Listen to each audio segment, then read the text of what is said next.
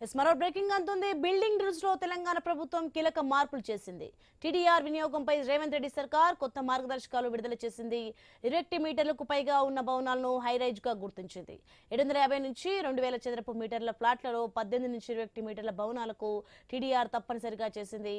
Non high-rise buildings కు TDR ద్వారా set back సడలింపులు చేసింది. ఇక హైరైజ్ భవనాల్లో 10% వరకు సెట్ బ్యాక్ రిలాక్సేషన్ కు అనుమతిచ్చింది. ఇక 2000 చదరపు మీటర్లకు పైగా ప్లాట్లలో అదనపు అంతస్తులకు అవకాశం కల్పించింది. 2.40 ఫీట్ రోడ్ వద్ద 3 అదనపు అంతస్తులకు తెలంగాణ సర్కార్ అనుమతిచ్చింది. 60 ఫీట్ రోడ్ వద్ద 4 అదనపు అంతస్తులకు ఓకే చెప్పింది. 80 ఫీట్ రోడ్ వద్ద 5 అదనపు అంతస్తులకు అనుమతిచ్చింది. 10 అంతస్తులకు పైగా భవనాల్లో టీడీఆర్ వినియోగాన్ని తప్పనిసరి చేసింది. ఇక 20 అంతస్తులకు పైగా ఉన్న భవనాలకు 5% టీడీఆర్ లోడింగ్ కల్పించింది. బిల్డింగ్ అనుమతి సమయంలో 50% టీడీఆర్ సమర్పణ తప్పనిసరి చేసింది. ఇక ఆక్యుపెన్సీ సర్టిఫికేట్ కు ముందు మిగతా 50% టీడీఆర్ సమర్పణ తప్పనిసరి అని తెలంగాణ సర్కార్ స్పష్టం చేసింది. రైట్, ఈ అంశానికి సంబంధించి మరింత సమాచారం మా ప్రతినిధి ఏవై స్వామి అందిస్తారు. స్వామి, తెలంగాణ బిల్డింగ్ న్యూస్ లో అయితే కీలక మార్పులు చోటు చేసుకున్నాయి. దీనికి సంబంధించి అప్డేట్స్ ఏంటి?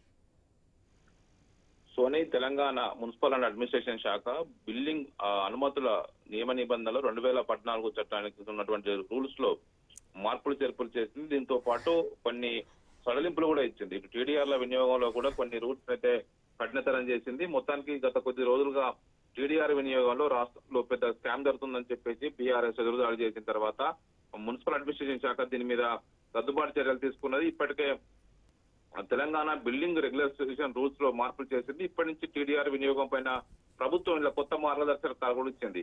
ఇప్పటి వరకు ఉన్నటువంటి 21 మీటర్ల పైగా ఉన్నటువంటి హైరైజ్ బిల్డింగ్లకు సంబంధించిన వాటిని గుర్తింపు చేస్తారు. ఇందులో 750 చదరపు మీటర్ల నుంచి 2000 చదరపు మీటర్ల ఉన్న ప్లాట్లలో భవనాలకు వీరికి సంబంధించినటువంటి మార్పులు చేర్పులు చేసింది. 18 నుంచి 21 మీటర్ల ఎత్తున్నటువంటి భవనాలకు ఇక నుంచి టీడీఆర్ సమర్పణ అనేది కూడా తప్పనిగా సరిచేసింది. ఒకవైపు అనేక రకాల ఆరోపణలు ప్రత్యారోపణలు అధికార ప్రతిపక్షాల మధ్య వస్తున్న నేపథ్యంలో దీని మీద ప్రభుత్వం స్పందించి స్పష్టమైనటువంటి మార్గదర్శకాలు ఇచ్చే ప్రయత్నం చేసింది. ఒకవైపు గతంలో టీడీఆర్లు సంబంధించి ఆస్తులు కోల్పోయిన వారికి టీడీఆర్లు ఇవ్వడం జరిగింది. ఇటు దీనికి సంబంధించిన విషయంలో నాన్ హైరైజ్ బిల్డింగ్స్ కొత్త సెట్ బ్యాక్లకు సంబంధించిన విషయంలో కొన్ని సడలింపులు ఇచ్చారు. హైరైజ్ భవనాల్లో 10% సెట్ బ్యాక్ కొంత రిలాక్సేషన్ ఇచ్చారు.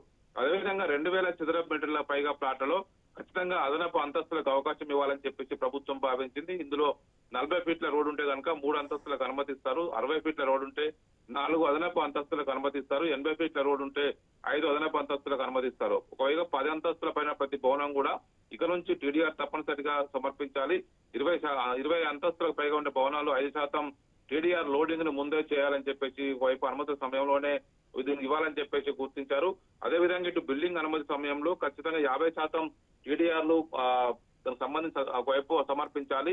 ఒకవైపు బిల్డింగ్ ఆక్యుపెన్సీ సర్టిఫికెట్, బిల్డింగ్ నిర్మాణం మొత్తం పూర్తయిన తర్వాత ఆక్యుపెన్సీ సర్టిఫికెట్ తీసుకునే సమయంలో 50% టీడీఆర్లను మున్సిపల్ శాఖకు ఖచ్చితంగా సమర్పించాలని చెప్పేసి కూడా ఈ కొత్త మార్గదర్శకాల్లో ప్రభుత్వం తీసుకొచ్చినటువంటి సరికొత్త జీవోలో పేర్కొందని 2012 మున్సిపల్ శాఖ సంబంధించినటువంటి బిల్డింగ్ అనుమతుల రూల్స్ అండ్ రెగ్యులేషన్స్ లో ఈ మార్పులు అయితే చేశారు. Soni, right, thanks for the information Swamy.